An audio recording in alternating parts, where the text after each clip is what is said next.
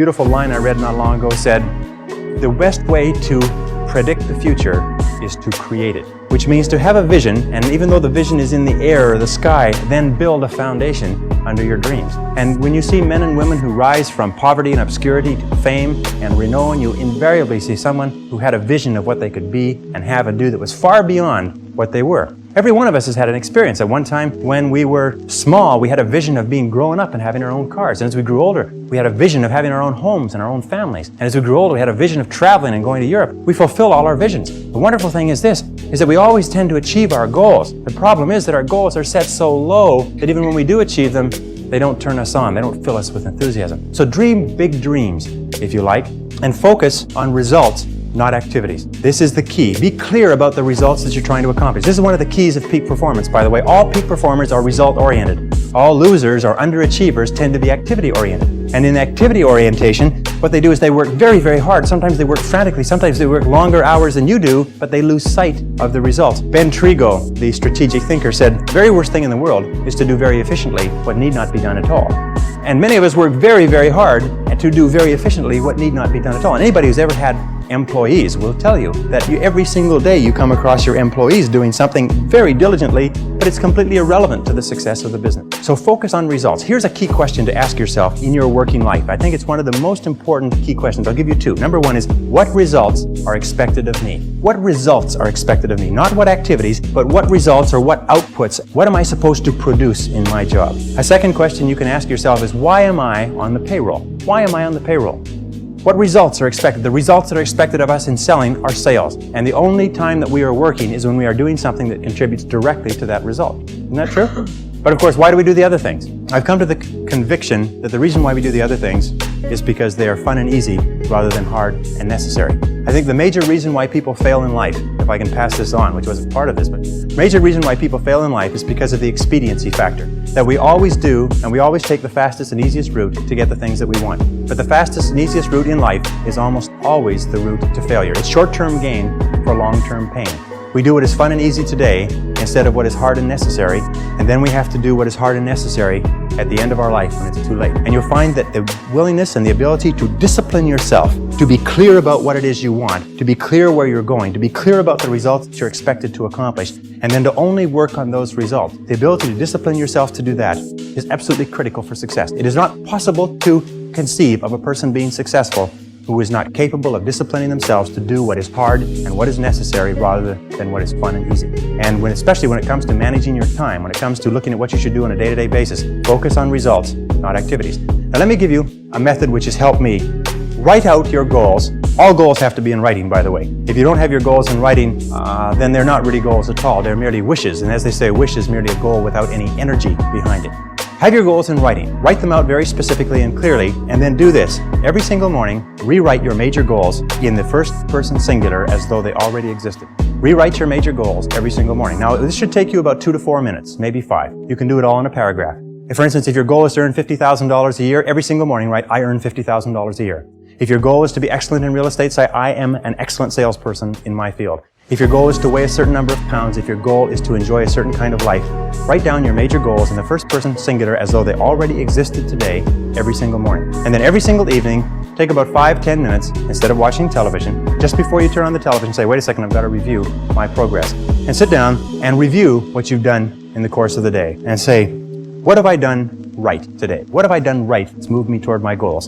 And second question is, what would I do differently if I had today to do over again? Those 4 steps, by the way, writing and rewriting your goal each morning, reviewing them in the evening, and asking yourself those 2 questions. What did I do right? What did I do that moved me toward my goals today? And what would I do differently if I had the day to live over? If you'll ask yourself those 2 questions, in the next 30 days, you'll accomplish more than you accomplished in the last 6 months. This is the most incredible method I've ever seen. I learned it some years ago. Just rewrite your goals every morning. The only problem with goals is that we don't set enough of them and we don't set them highly enough. You can have anything you want. Imagine you could have anything that you want, anything that you can hold in your mind on a continuing basis, you can have.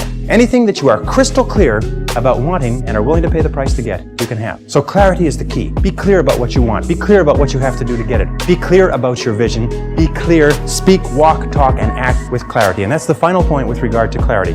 I have seen many men and women who have tripped themselves up by being beaters around the bushers, if you like. They are very careful about whatever they say, and by the time they say it, people have gone home for lunch.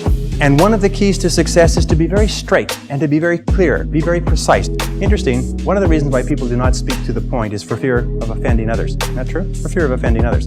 Interesting study they did last year. They asked a great number of executives, male and female. They said, if you had to tell a person something unfortunate with regard to their career that was going to affect their lives, and this is something that you've known for a long time, how would you go about breaking the news to them? And each of the person described the strategy they would take. They would set up the timing right. They would start off with a talking about subjects that they had in common. They would close the door and keep out the noise. Anyways, they went around and around, and they're all circuitous routes of how they would get to the point. And then they reversed the question. They said, how would you like to be informed of this same subject? And every single one of them said, I'd like to be informed in a straightforward way. I'd like somebody to tell me straight the news. You see, all of us want to be dealt with in a straightforward way because we know we can take whatever it is. But we think that everybody else is too fragile. So what we do is we pussyfoot and tippy-toe around and avoid giving them the news, and we finally do get the news to them. Sometimes causes more problems than is necessary. So be straightforward, be clear in your language, be clear in your actions. Let people know exactly where you stand, and let people know exactly what you've said and what you mean. Very, very important. And it takes practice, by the way.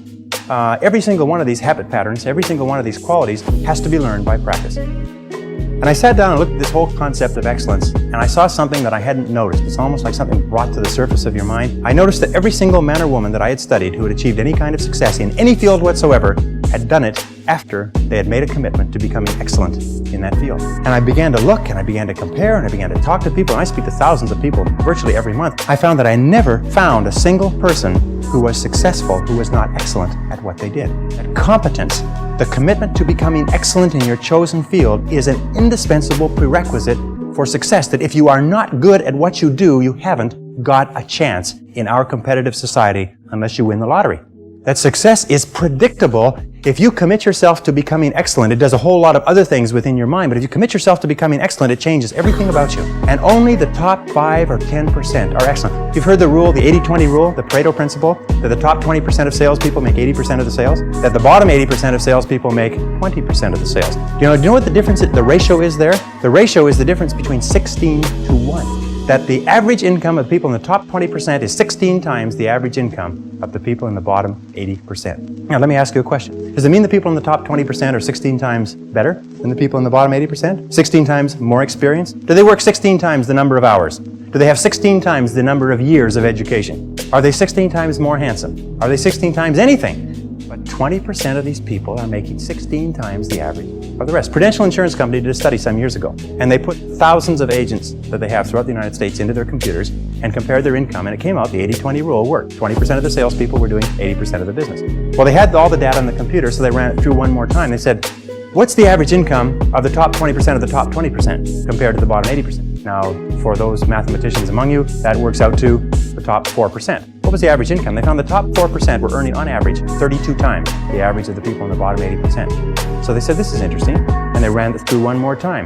They found that the top 20% of the top 20% of the top 20%, which is the top 0.8%, that's good, top 0.8% were earning on average 54 times the average of the people in the bottom 80%. What they found is that in every state and in every major city where they had an office with a large number of agents working out of it, there was one agent who was selling the same product at the same price to the same people, with the same competition, under the same circumstances, under the same set of difficulties in the economy, who was earning 50 times the amount of the average adult. That there were 50 agents in the office, and one person was earning more than all of them put together. Isn't that amazing? And one of the things they found is that the key to this was that each one of these agents had made the commitment to become excellent early in their career. They didn't say, I'm going to go into this and I'm going to earn a living.